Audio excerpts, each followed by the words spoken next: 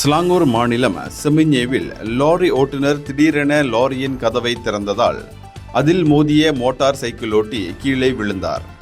இதனை டிக்டாக் பதிவாளர் ஒருவர் வீடியோவில் பதிவு செய்து வைரலாக்கினார்.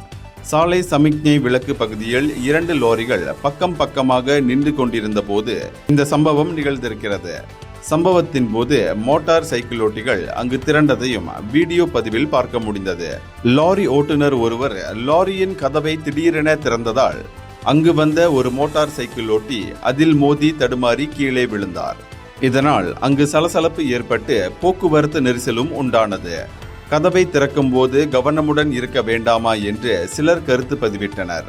இதற்கிடையே லாரியின் கதவை மோதிய பிறகு கீழே விழுந்த மோட்டார் சைக்கிள் ஓட்டிக்கு உதவ லாரி ஓட்டுநரும் லாரியில் இருந்து கீழே இறங்கி வந்த காட்சியும் அந்த வீடியோவில் பதிவானது. இந்தியர்களின் இதய குரல் மக்களோசை.